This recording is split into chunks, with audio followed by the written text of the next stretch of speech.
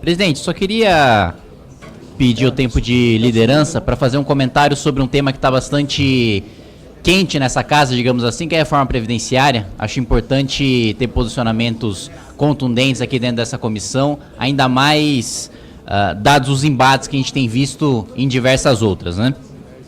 Primeiro, eu gostaria de colocar, presidente, que existe um mito circulando, tanto no plenário como na imprensa, de que supostamente a Previdência seria deficitária, mas a Seguridade não, né? Ora, todos nós deputados sabemos que a Seguridade Social é formada por um tripé, né, de Previdência Social, Seguridade, Previdência Social, de Assistência e Saúde, né? É uma mentira, porque mesmo o próprio sistema de Seguridade Social, o próprio tripé, não se fecha a conta, mas ainda que fosse verdade, presidente, eu não entendo qual seria a proposta. Porque se a Previdência, a gente parte da premissa de que a Previdência é deficitária e de que a Seguridade não é, então a gente tiraria dinheiro da assistência social ou da saúde para cobrir o rombo previdenciário. O que a gente faria? A gente jogaria basicamente quem hoje está na maca do SUS, quem hoje está numa UTI para cobrir o rombo previdenciário, ou a gente tiraria dinheiro do Bolsa Família, da assistência ou da LOAS para pagar o rombo previdenciário? Não me parece uma proposta razoável, né?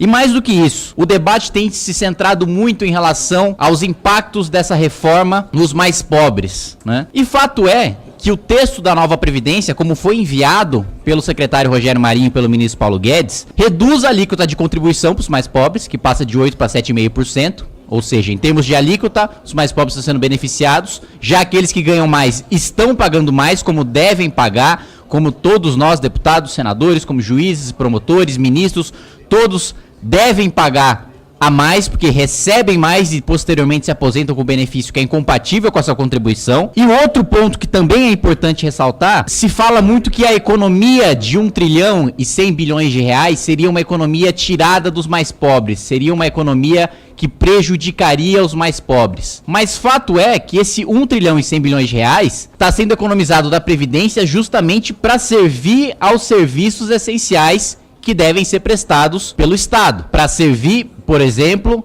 a educação pública, que os parlamentares que são contrários à reforma previdenciária não têm necessidade de utilizar porque seus filhos estudam em escolas particulares, para financiar a saúde pública, que os parlamentares que são contra a reforma previdenciária também não precisam utilizar porque tem convênios privados, são atendidos ou aqui na Câmara ou em outras instituições, para financiar também a segurança pública, que também os parlamentares que têm posicionamento contrário não precisam dela, porque já andam em carro blindado, já moram em condomínio fechado, já têm seguranças armados, apesar dos discursos incisivos e barulhentos contra o Estatuto do Desarmamento.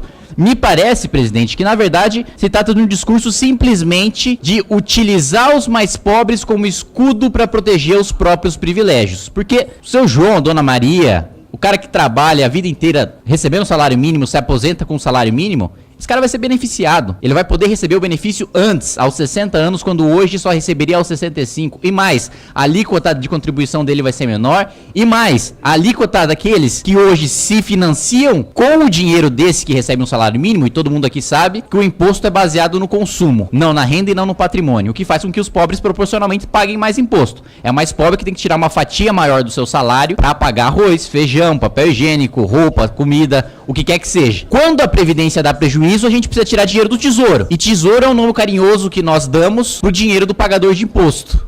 E quem mais paga imposto, como já colocado, é justamente o mais pobre. Ou seja, quando a Previdência dá prejuízo, quando o juiz, o promotor, o servidor público federal, a elite do funcionalismo público, ou mesmo aquele do regime geral que se aposenta com 5 mil reais, recebe a sua aposentadoria sem ter contribuído o suficiente, isso sai do bolso daquele que recebe só um salário mínimo. E mais, é colocado também o debate sobre a idade mínima, né? Só que o mais pobre hoje já tem idade mínima, só não existe idade mínima para a camada mais rica. Hoje o mais pobre não consegue se aposentar por tempo de contribuição, porque ele não tem o tempo suficiente de contribuição formal. Como que um pedreiro, como que uma empregada doméstica, uma diarista, como que qualquer um desses profissionais consegue ter contribuição formal para se aposentar por tempo de contribuição? Não consegue. Tanto não consegue que esses são os dados que a gente tem do Ministério da Economia e do antigo Ministério do Planejamento. Hoje quem se aposenta mais cedo e com mais dinheiro são justamente aqueles que se aposentam no topo da elite do funcionalismo público, aquele que sempre conseguiu contribuir porque sempre teve emprego formal. Então, o que a gente tem O que os dados mostram é que o engenheiro,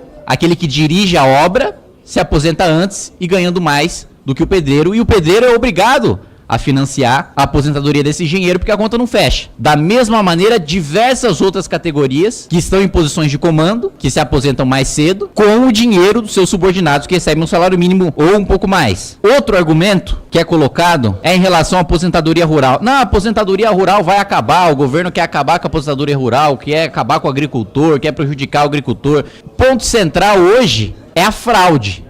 Não dá pra gente ter 6 milhões de pessoas vivendo no campo e 9 milhões de pessoas recebendo aposentadoria rural. Evidentemente a gente tem uma dissonância aí, e é justamente a fraude que precisa ser combatida. E isso não é uma questão ideológica, nem de esquerda nem de direita. Combater o crime, todo mundo quer combater. Combater quem comete fraude, todo mundo quer combater. Acho que é o consenso, e é justamente nesse sentido que vem a reforma. E para desfazer um último mito, presidente, se coloca muito que a gente gasta o nosso dinheiro de imposto, que metade do nosso dinheiro de imposto, ou a maior parte do dinheiro do pagador de impostos, vai para pagar dívida. Isso é dito ou por quem está querendo fazer proselitismo, discurso demagógico, ou por quem não sabe o que está falando. Porque hoje, R$0 do dinheiro do pagador de impostos vai para pagar dívida. A dívida é rolada. A dívida antiga é trocada por nova dívida. O dinheiro do pagador de impostos, no orçamento primário, só iria para dívida se a gente tivesse superávit. Como é que a gente paga a dívida? Como é que nosso dinheiro vai para dívida se a gente tem déficit? Se a gente está pegando empréstimo novo para pagar dívida velha. 0 do nosso dinheiro vai. Iria se a gente pagasse um superávit, se as contas fechassem. No final das contas, o debate se resume a uma escolha de país. Que país a gente quer ter? Que país os que assistem querem ter? Que país nós, parlamentares, queremos ter? Um país que efetivamente prioriza serviços essenciais prestados pelo Estado, saúde, segurança, educação. Um país que prioriza os privilégios de deputado, de juiz e de promotor. É isso, presidente. Obrigado.